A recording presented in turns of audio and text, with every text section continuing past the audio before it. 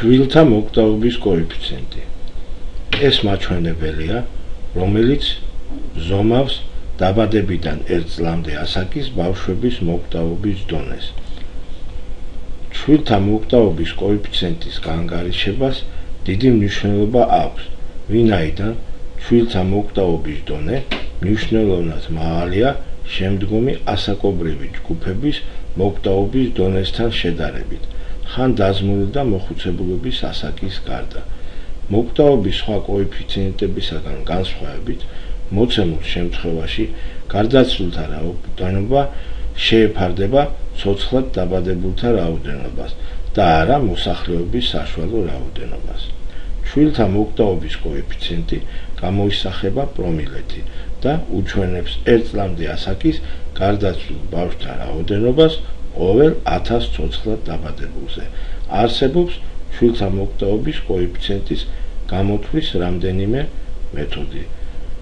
ჩვენ შევცერდებით ერთ-ერთ მათგანზე, რომელიც ყველაზე მარტივია, თუმცა მას იყენებს როგორც სტატისტიკის დეპარტამენტის, პროსტორე იქნებოდა გვეთქვა საქსტატის, ისევე ჯანდაცვის სტატისტიკა.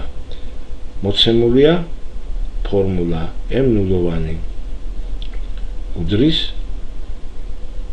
D0 გაყოფილი N-ზე და გამრავლებული 1000-ზე, ვინაიდან უნდა გამოისახოს პრომილებზე, იმიტომ ვამრავლებთ 1000-ზე, სადაც D0 არის 1 წლამდე ასაკის გარდაცვლილ ბავშვთა რაოდენობა მოცემულ წელს. N ცოცხლად დაბადებულთა რაოდენობა იგივე წელს. მოცემულია აგრეთვე კონკრეტული მაგალითი. მაგალითად, შეფასებითი მონაცემებით 2005 წელს 1 წლამდე ასაკის გარდაცვლილ ბავშვთა რაოდენობა იყო 1150, ხოლო ცოცხლად დაბადებულთა რაოდენობა 50000. აქედან გამომდინარე, რიცხვებში იქნება გარდაცვლილ ბავშვთა რაოდენობა, ანუ 1150, ხოლო ნიშნულში ცოცხლად დაბადებულთა რაოდენობა, ანუ 50000. ფარდობას ვამრავლებთ 1000-ზე, რათა გამოისახოს პრომილეში. კონკრეტულ შემთხვევაში მივიღეთ 23, რაც იმას ნიშნავს, რომ საქართველოში 2005 წელს 1 წლამდე ასაკის 23 ბავშვი გარდაიცვალა 1000 ცოცხლად დაბადებულზე.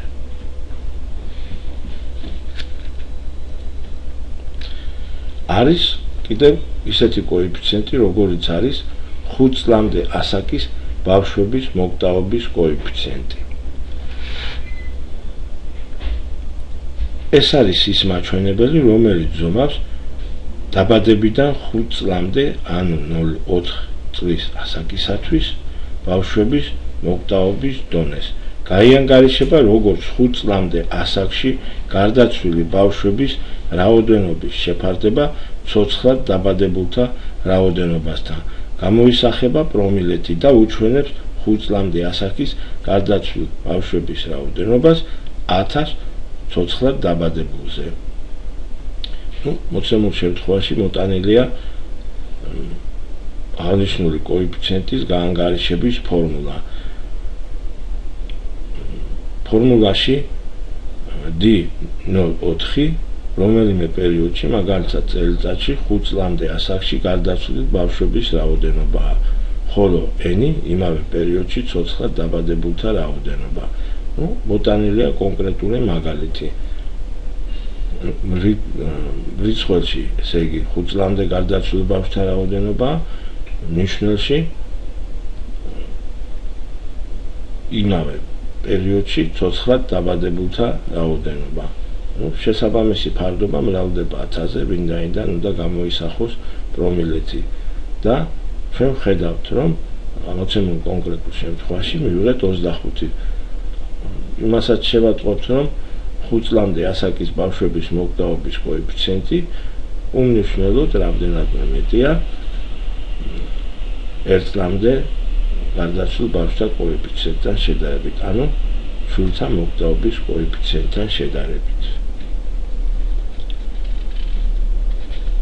არის ესეთი კოეფიციენტი, როგორც არის დედათა მოკვდავობის კოეფიციენტი. დედათა მოკვდავობის დონის გამომხატველად მიიჩნევენ მას და მოცემული მაჩვენებელი უჩვენებს თუ რამდენი დედა გარდაიცვალა 100,000 ცოცხლად დაბადებულზე. მიაქციეთ ყურადღება, არა 1000-ზე, არამედ 100,000-ზე, 100,000 ცოცხლად დაბადებულზე. დედათა მოკტაობის კოეფიციენტის გამოანგარიშების ფორმულა თქვენს წინაშია. თქვენ ხედავთ, რომ რიცხველში DM გარდაცვლილ დედათა საერთო რაოდენობაა, ხოლო ნიშნულში n ცოცხლად დაბადებულთა საერთო რაოდენობა იგივე პერიოდში. რომ ის მრავლდება 100,000-ზე, ოღონდ 1000 წინა მაგალითებისგან განსხვავებით, სადაც მრავლდებოდა 1000-ზე, რათა პრომილეში უნდა გამოგვესახა. მაგალითია კონკრეტული მოტანილი, მაგალითად ჯანდაცვის მონაცემებით 2004 წელს გარდაიცვალა 21 დედა. ამავე დროს ცოცხლად დაბადებულთა რაოდენობა შეფასებითი მონაცემებით იყო 52,000. აქედან გამომდინარე 21 რიცხველში ხდება 21 გარდაცვლილი დედა და იგივე პერიოდში ცოცხლად დაბადებულთა რაოდენობა ნიშნულში ფარდობა მრავლდება 100,000-ზე. კონკრეტულ შემთხვევაში მივიღეთ, რომ 2020 წელს დედათა მოკტაობამ შეადგინა 40,4. რაც იმას ნიშნავს, რომ 2020 წელს 100,000 ცოცხლად დაბადებულზე გარდაიცვალა 21 დედა. მტრად-შობადობის კოეფიციენტი არის ესეთი კოეფიციენტი. იგი უჩვენებს მტრად-შობილი ბავშვების რაოდენობას ყოველ 1000 დაბადებულზე. გამოისახება პრომილეთი. გაანგარიშების ფორმულა თქვენს წინაშია. რიცხველში მტრად-შობილი ბავშვების რაოდენობაა მოცემული, ხოლო ნიშნულში ცოცხლად და მტრად დაბადებული ბავშვების საერთო რაოდენობა. n ამ შემთხვევაში არა მხოლოდ ცოცხლად დაბადებულთა რაოდენობაა გამომხატავს, არამედ მტრად და ცოცხლად დაბადებული ბავშვების საერთო რაოდენობას. კონკრეტული მაგალითიც არის მოტანილი, რომლისგანაც გამომდინარეობს, რომ მე აღარ გაგიშიფრავთ მოცემულ მაგალითს, ისედაც ნათელია, რომ 17 და 8 იყო მტრად-შობადობა, ანუ 1000 ზოგადად 1000 დაბადებულზე 17 ბავშვი 18 ბავშვამდე ხდებოდა.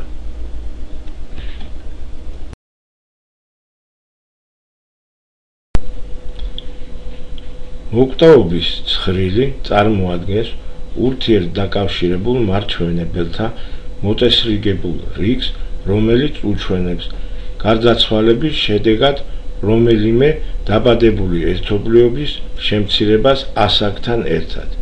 წარმოადგენს ასაკობრივ მაჩვენებელთა სისტემას, რომლებიც ზომავენ მოკტაობის დონეს დროის ცალკეულ პერიოდში, რომელიმე ასაკამდე ცოცხლად მიღწევას, სიცოცხლის ხანგრძლივობას და სხვას. მოკტაობის ცხრილები დემოგრაფიული ცხრილების ყველაზე გავრცელებული სახეა. ისინი წარმოადგენენ მოკტაობის ყველაზე ზუსტ დახასიათებას. მოკტაობის ცხრილების მაჩვენებლები გამოიყენება მოკტაობის დინამიკისა და დიფერენციაციის შესწავლისას, აგრეთვე მთელი მოსახლეობის ან ცალკეული ასაკობრივი ჯგუფების მოკტაობის დონის დახასიათებისას. ასევე ასაკობრივი შემადგენლობის პერსპექტიული გაანგარიშებისას, სხვა დემოგრაფიული პროცესების ცვლილებაზე მოკტაობის გავლენის გასაზომად.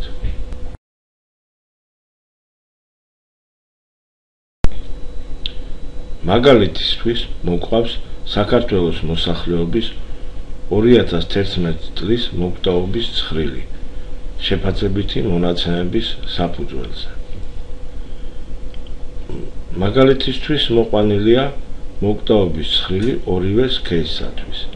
წესით აგრეთვე გაიანგარიშება მოცემული სახით წარმოდგენილი ცხრილი ცალ-ცალკე მამაკაცებისა და ქალებისათვის. პირველ ჯგუფს X-ით, რომელიც არის აღმოჩენილი, ვერტიკალზე ასაკი წარმოადგენს 0-დან 1 და ასე შემდეგ 5 და ბოლო 85 და უფროსი ასაკის მოსახლეობის მოსახლეობა 0 ასაკში მოცემულ სიცოცხლის ხანგრძლივობას სულ ბოლო სვეტში EX-ით, რომელიც არის აღნიშნული, ეწოდება სიცოცხლის მოსალოდნელი ხანგრძლივობა დაბადებისას. მოტანილი მაჩვენებლების განმარტებას გთავაზობთ, უკვე ითქვა, რომ X-ი არის ასაკი წლებში, MX-ი მოკტაობის ასაკობრივი კოეფიციენტი, ოღონდ არა ჩვეულებრივი გაგებით, რომელიც ჩვენ უკვე განვიხილეთ, არამედ ცხრილური არის იგი, ცხრილურს ეძახიან, გამოსახულებით პრაქტიკულად მას წინ ნულები აქვს ჩასმული, იმიტომ რომ ცხრილური ერთ ადამიანზე გაიანგარიშება, ფუძე კი სხვა არის მოცემული ცხრილის, თუმცა მოტანილი ბოლოში რიცხვები ზუსტად იგივეა, რაც ასაკობრივი კოეფიციენტი, იგივე გარკვეული ასაკისათვის მოტანილი ასაკობრივი კოეფიციენტები. QX-ი ერთ-ერთი ყველაზე მნიშვნელოვანი მაჩვენებელია მოკტაობის ცხრილებში. იგი წარმოადგენს გარდაცვალების ალბათობას სიცოცხლის მომავალი წლის განმავლობაში. LX-ი ახალდაბადებულთაგან X ასაკამდე მიღწეულთა რაოდენობა, ანუ ახალდაბადებულიდან რომელიმე ასაკამდე რამდენი მიაღწევს. DX-ი გარდაცვლილთა რიცხვი ასაკობრივ ინტერვალში X-დან X plus N-მდე. N შეიძლება იყოს 1 წლიანის დროს და 5 წლიანის დროს, ინტერვალის დროს 5. დიდი LX-ი ცოცხლადყოფთა რიცხვი ასაკობრივ ინტერვალში ასევე X-დან X plus N-მდე. აქაც 1 წლიანების დროს N 1-ია, 5 წლიანი ინტერვალების დროს, როგორც ჩვენ აგვაქვს, წინ ცხრილმოტანილ ცხრილში 5-ია. TX-ი ადამიანთ წელი სიცოცხლის რიცხვი X-ი და უფროს ასაკში.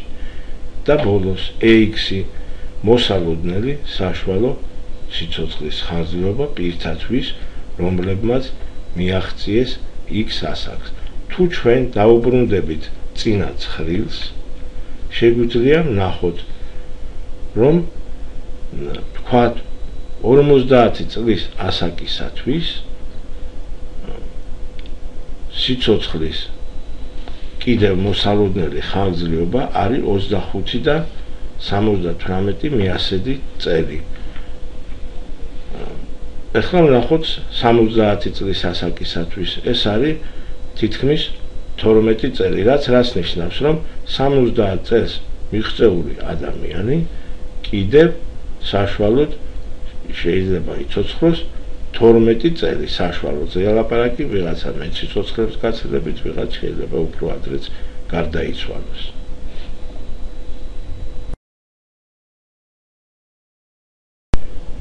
ეხლა მოკლედ გვინდა შევეხებთ მოკტაობას სიკვდილის მიზეზების მიხედვით.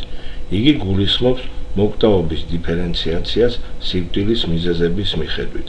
მოკტაობის ანალიზი სიკვდილის მიზეზების მიხედვით საშუალებას იძლევა შეფასდეს მოკტაობაში სიკვდილის ცალკეული მიზეზის მნიშვნელობა, გაკეთდეს დასკვნა იმის თაობაზე, თუ მოკტაობის დონის შემცირებისათვის რომელი დაავადებების წინააღმდეგ უნდა იქნას მიმართული ძირითადი ძალისხმევა. განისაზღვროს ამა თუ იმ დაავადებათა წინააღმდეგ ბრძოლაში ღონისძიებათა ეფექტიანობა.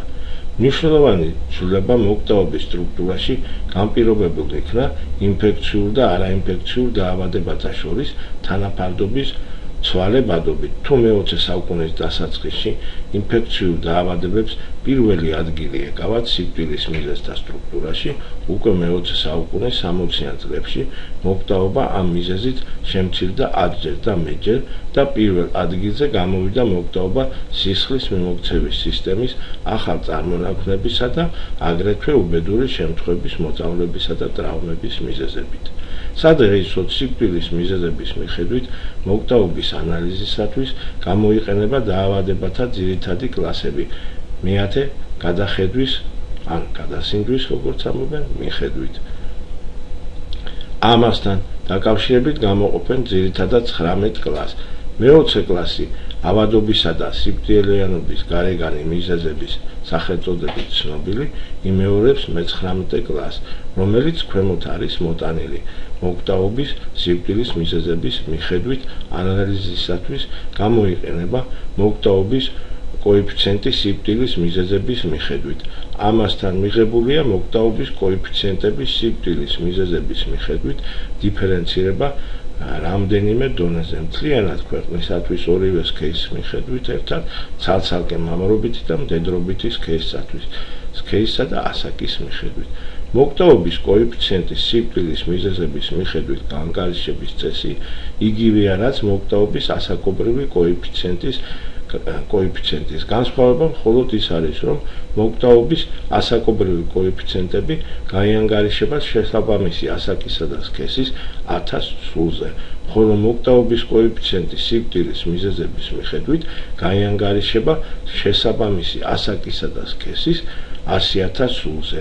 არის განსხვავებაც, მაგალითად მე-15 კლასის შემთხვევაში, რომელიც სახელწოდებაც არის ორსულობა, მშობიარობა და ლოგინობის ხანა, აბორტი დამთავრებული ორსულობა გაითვალისწინება მხოლოდ 15-59 წლის ასაკის ქალები.